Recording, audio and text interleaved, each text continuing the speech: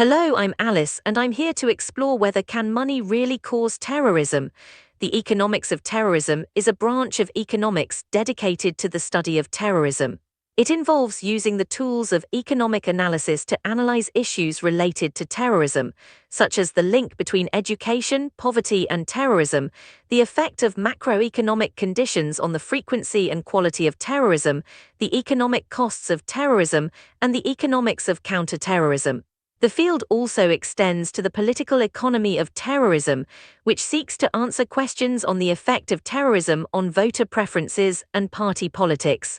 Research has extensively examined the relationship between economics and terrorism, but both scholars and policymakers have often struggled to reach a consensus on the role that economics plays in causing terrorism, and how exactly economic considerations could prove useful in understanding and combating terrorism. Now let's delve into the complex question of whether money truly fuels terrorism, and we'll begin with an introduction. The study of terrorism economics dates back to a 1978 study by William Lands, who conducted research into what acted as effective deterrents for airplane hijackings. Looking at aircraft hijacking trends in the US between 1961 and 1976, Lands found that the reduction in the number of hijackings after 1972 was associated with the introduction of mandatory screening systems, the increased chance of apprehension, and harsher criminal penalties. He forecasted that if mandatory screening was not in place, and if the probability of apprehension remained equal to its 1972 value, there would have been between 41 and 67 additional hijacking between 1973 and 1976. Since the attack on the World Trade Center, there have been many more empirical and theoretical contributions that have helped to expand the field. Notably, Alan Kruger and Jitka Milkova published a paper in 2003 that demonstrated little relationship between poverty and terrorism, in contrast to the common wisdom following 9/11.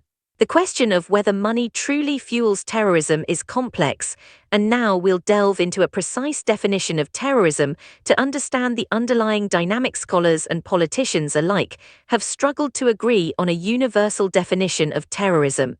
Terrorism expert Jessica Stern asserts that the student of terrorism is confronted with hundreds of definitions in the literature. However, over this period, scholars dedicated to the study of the economics of terrorism have converged to a standard definition that is frequently used for economic research. It is based on the definition employed by the U.S. State Department and is primarily used because it uses concrete language and avoids phrases that create ambiguity in classification, like often and especially. Now let's explore the complex question of whether money can truly fuel terrorism.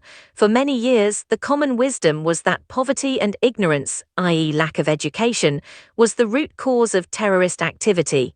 This opinion was once held by politicians across both sides of the aisle in the United States and leading international officials, including George W. Bush, Bill Clinton, Tony Blair, Shimon Peres, James Wolfensohn, Elie Wiesel, and terrorism expert Jessica Stern.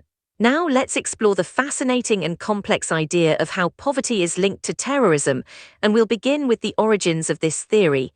Alan Kruger has argued that the origins of this common wisdom are an inaccurate early empirical study by Arthur Raper. Using early empirical analysis, Raper researched the link between the number of lynchings in the south of the United States and the price of cotton, which he used as a proxy for economic conditions. He found a strong negative correlation between the price of cotton and the number of lynchings, and concluded that as economic conditions improve, people commit fewer hate crimes. In 1940, Yale psychologists Carl Holland and Robert Sears cited Raper in a crime economics paper that argued people are more likely to commit violence against others when they are poor. Kruger has alleged that these studies were the beginning of the literature on hate crimes and the origin of the common wisdom that there is a positive correlation between poverty and terrorism. However, subsequent research has rejected Raper's findings. In 2001, Green, McFalls, and Smith published a paper that debunked Raper's conclusion regarding the relationship between economic conditions and hate crimes.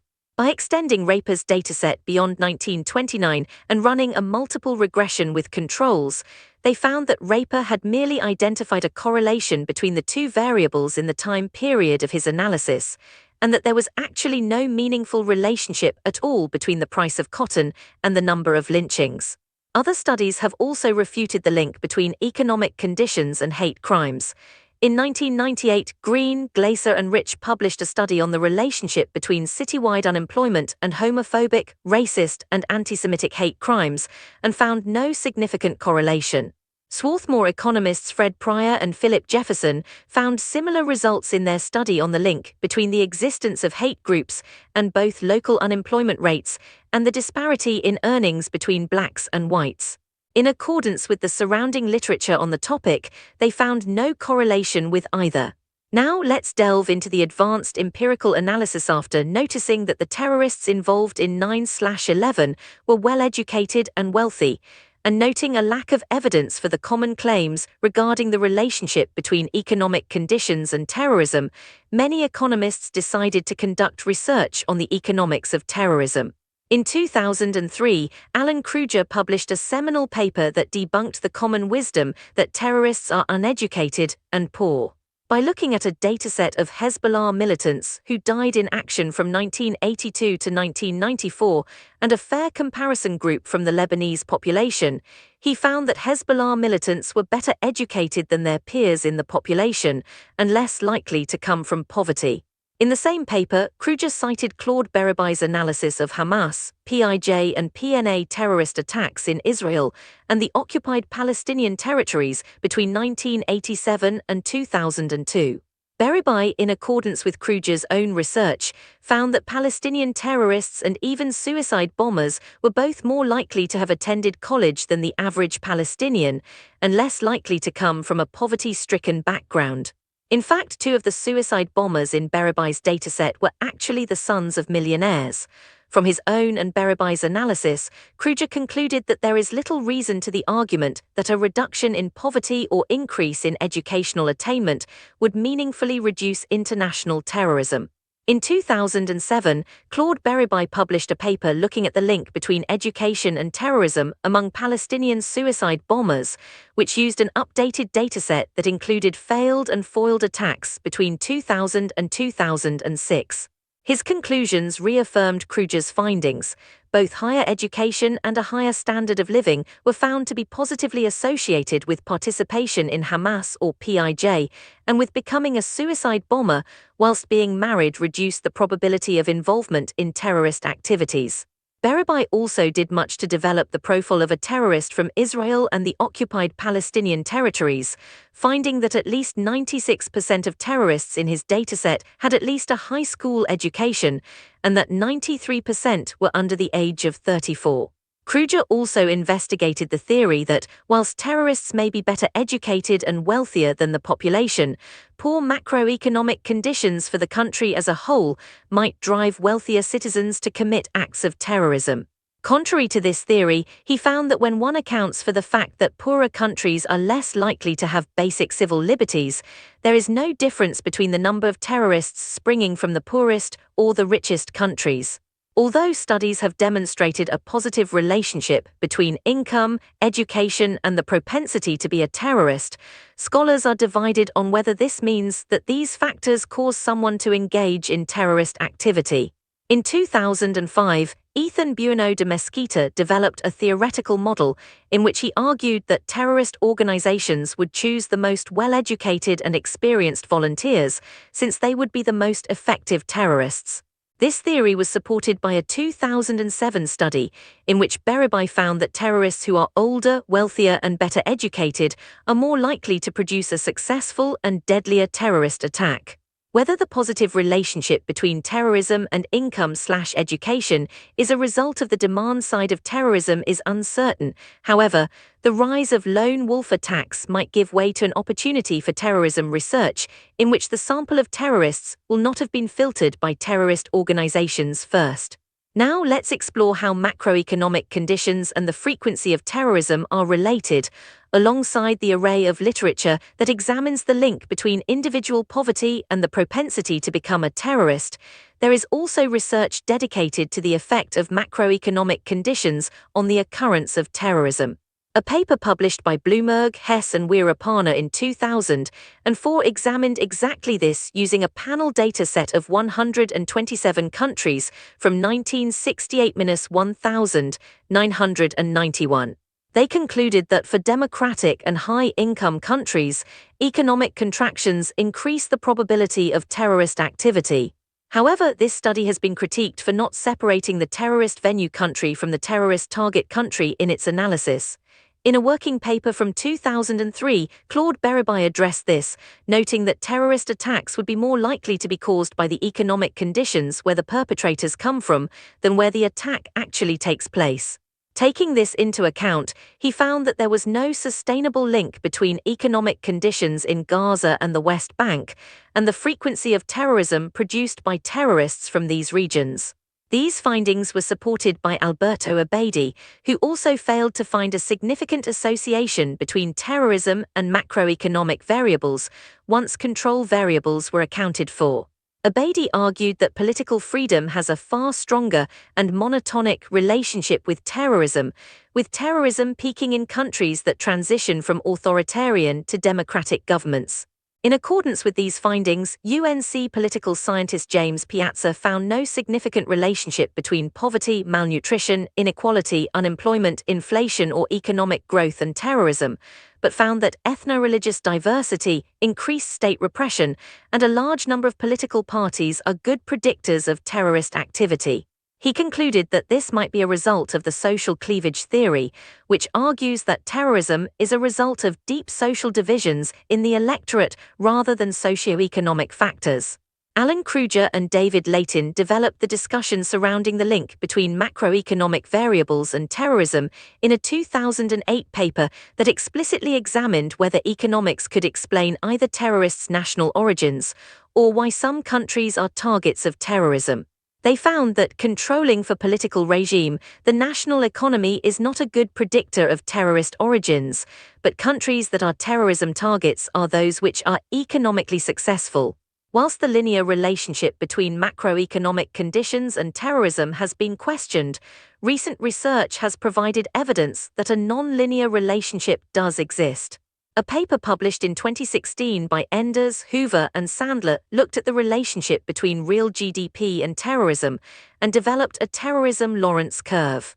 They found that the peak terrorism level differed for domestic and transnational terrorism, which they suggested was a result of domestic terrorism being motivated by economic grievances and transnational terrorism being motivated by foreign policy grievances. Consequently, they found that the peak level of domestic terrorism corresponds to a lower real GDP per capita than transnational terrorism. In addition to separating domestic and transnational terrorism in their analysis, they also separated their analysis between two time periods, pre-1993 and post-1993, to reflect the fact that the nature of terrorism changed in the latter period due to the rise of religious fundamentalism in the Middle East. By doing this, they discovered that before 1993 there was a greater concentration of transnational terrorist attacks from terrorists who come from countries with a higher GDP/capita. Since then, the composition of terrorist groups has shifted from leftists to religious fundamentalists, and the link between macroeconomic conditions and terrorism is likely to have changed. Their article offers an explanation for the diverse findings in the literature, which they find to be the assumed linear specification, aggregation of terrorist attacks, and different time periods used, which provide too many confounding and opposing influences. Now let's explore macroeconomic conditions and the quality of terrorism. Political scientist Ethan Bueno de Mesquita has presented a model of terrorism that proposes that the reason why terrorists are normally better educated than the general population is that terrorist organizations screen volunteers for quality. In periods of recession and low economic opportunity, the supply of potential terrorists will increase, and terrorist groups will have a larger pool of highly qualified potential terrorists to choose from. Hence, in these periods of poor economic opportunity, the quality of terrorists will increase, and thus economic recession will be positively correlated with the quality/threat of terrorism rather than the frequency of terrorism. This theory was put to the test in a paper published in 2012 by Beribai, Ben-Malech and Claw, which looked at the relationship between economic conditions and the quality of suicide terrorism. They found that although poor economic conditions do not correlate with the frequency of terror, they do correlate with the quality of terror. High unemployment rates allow terror groups to recruit better educated, older, and more experienced suicide terrorists, who are in turn more effective killers, thus increasing the threat of terrorism. Consequently, they support policies to improve economic development, since these might reduce the lethality of terrorism. However, they emphasize the importance of paying attention to the ideology of local organizations that aid is administered to, since aid can be used to indirectly increase the frequency of terrorist attacks. Now, let's explore the crucial factors of timing and location of terrorism. A paper published in 2007 by Claude Beribai and Darius Lakdawala examined how the risk of terrorism in Israel changes over time.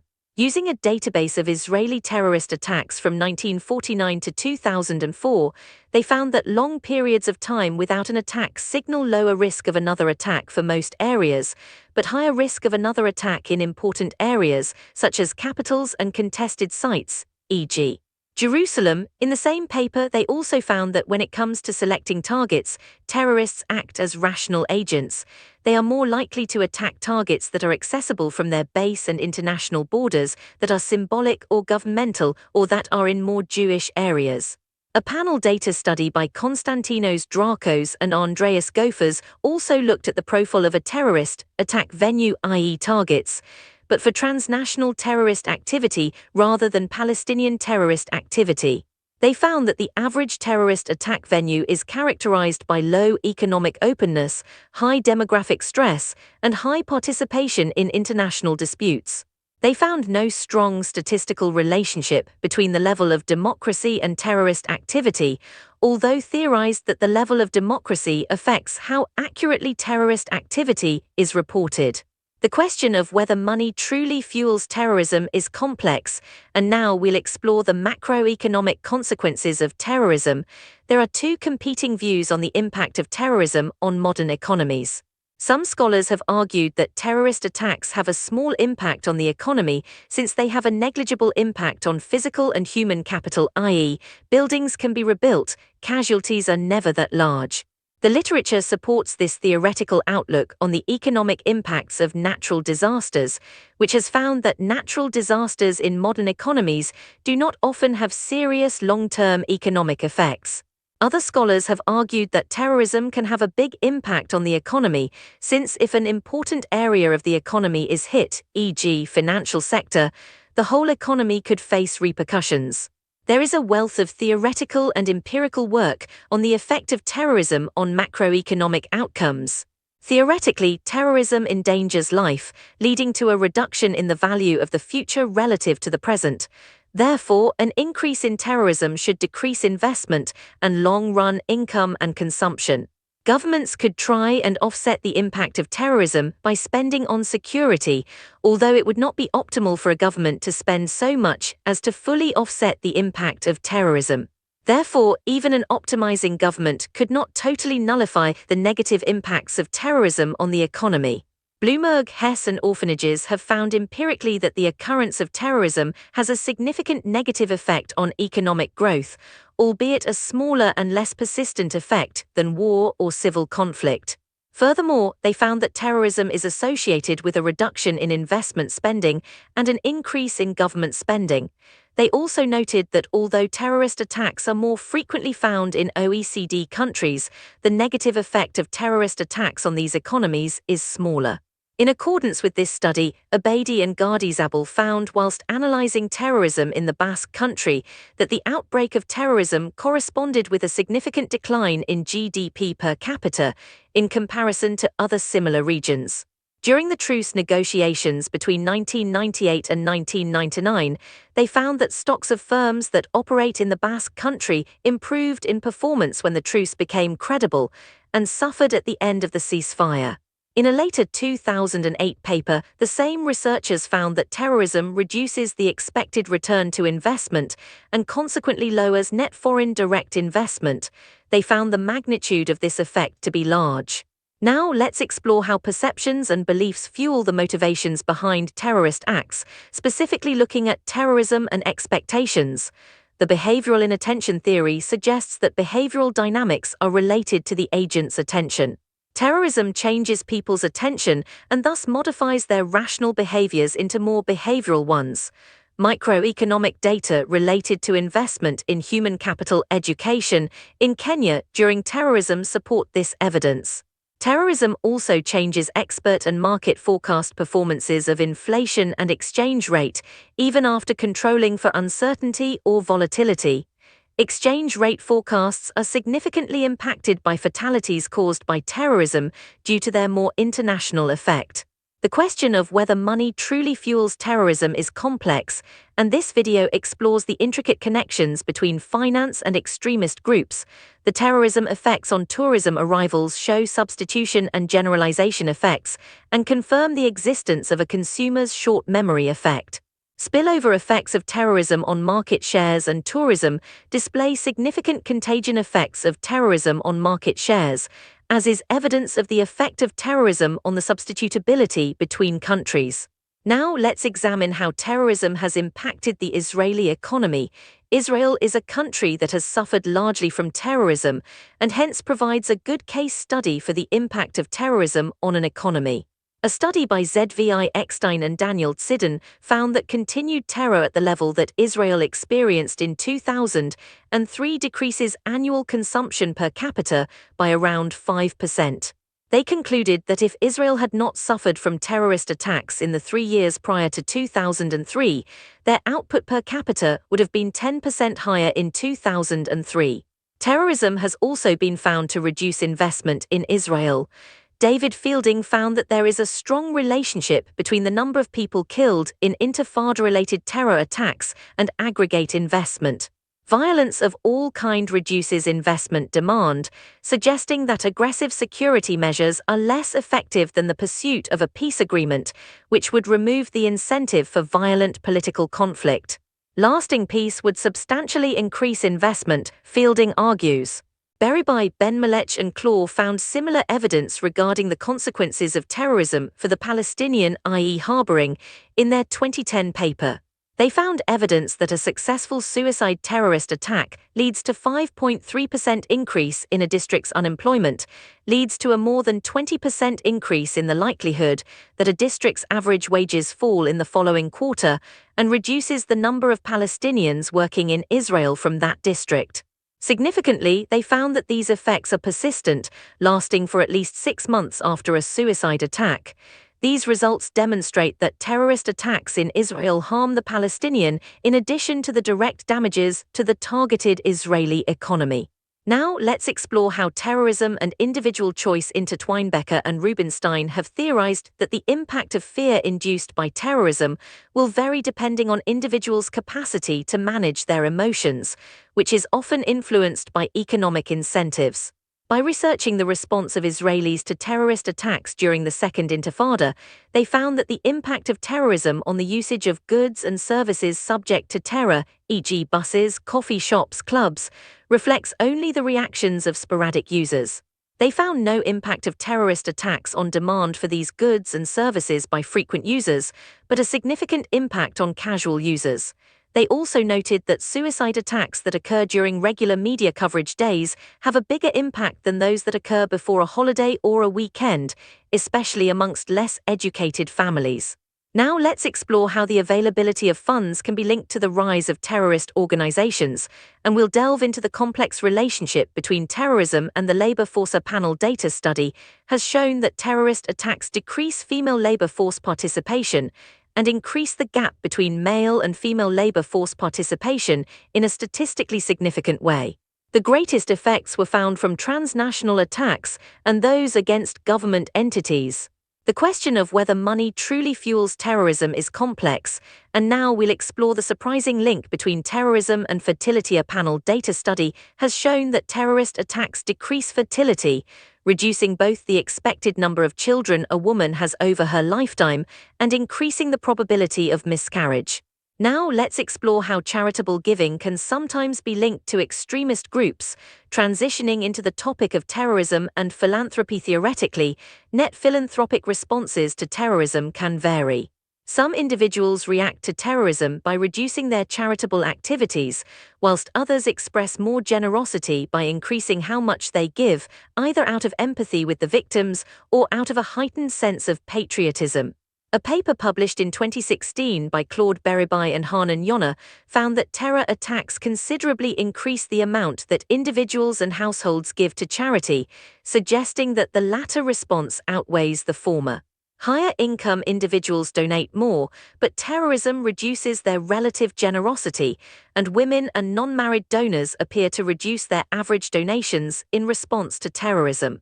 It's suggested that those who reduce their donations following terrorist attacks are more sensitive to terrorist-related economic risks. The question of whether money truly fuels terrorism is complex, and now we'll delve into how terrorist groups utilize electoral processes. Beribai and Claw have provided theory about the interaction between terrorism and electoral outcomes. They contend that support for the country's right-wing parties is likely to increase after periods with high levels of terrorism and decrease after periods without it. They also contend that the expected level of terrorism is higher when a left-wing party is in government than when a right-wing party is in office. In a 2006 paper, they tested these theories and found that the first is strongly supported by public opinion poll data from the Israeli electorate, whilst the second is strongly supported by the terrorism trends under the three Israeli governments between 1990 and 2003. In 2008, the same set of researchers developed the literature on the relationship between terrorism and electoral outcomes by analyzing the causal effects of terrorism on Israeli political opinion. They found that the occurrence of a terror attack in a province within 3 months of an election leads to an 1.35% increase in that province's support for the right-of-center political parties. This is politically significant in the case of Israel due to the high level of terrorism in the country. Beribai and Claw also found that a death as a consequence of terrorism can have an impact on electoral outcomes beyond where the attack actually took place, with its impact being stronger if it occurs close to an election. In left-leaning provinces, local terror fatalities increase support for right-of-center political parties, whilst terror fatalities outside of the province increase support for left-of-center political parties. They conclude that their analysis provides evidence for the theory that the electorate is sensitive to terrorism and demonstrates that terrorism polarizes the electorate. Terrorism economics is studied in order to mitigate or reduce the threat of terrorism. As such, some of the most applicable literature for public policy purposes comes from research surrounding the economics of counter-terrorism. Walter Enders and Todd Sandler published a paper in 1993 that evaluated the effectiveness of policies designed to thwart terrorism. They found that the installation of metal detectors in airports reduced the number of airplane hijackings, but increased the number of other attacks, e.g. kidnappings and assassinations. Similarly, the fortification of U.S. embassies in 1976 reduced the number of embassy attacks, but increased the number of assassinations. From this, they concluded that anti-terrorism policies under Ronald Reagan did not lead to any long-term reduction in the threat of terrorism against the United States. They argue that the government should always consider the indirect effects of implementing a policy designed to reduce terror. The effectiveness of assassinating members of terrorist organizations in order to curb terrorism was researched by Asaf and Noam Zussman in 2006. They theorized that the net effect of assassination on future terrorism would depend on the relative size of two opposing effects: the damage that the assassination of a terrorist does to their organization's capabilities, and the increased motivation for a future attack in response. Under the assumption that terrorism would negatively impact the Israeli economy, they used the Israeli stock market as an indicator for the effectiveness of a counter-terrorism assassination. They found that the market improved following assassinations of senior military leaders of terrorist organizations and declined following assassinations of senior political figures in terrorist organizations. Consequently, they argue that the assassination of the former is effective, but the assassination of the latter is counterproductive. They also found that the assassination of low-ranking terrorists did not significantly impact the stock market. Beribay, Ben-Malech and Claw examined the effectiveness of house demolitions as a counter-terrorism tactic in a paper published in 2015. They found that punitive house demolitions targeted at Palestinian suicide terrorists result in an immediate and significant decrease in the number of suicide attacks. In contrast, the implementation of curfews and precautionary house demolitions based upon the location of the house result in a significant increase in the number of suicide attacks. They concluded that selective violence can be an effective counter-terrorism tool, but indiscriminate violence is not. The complex relationship between finance and extremism is explored in this investigation.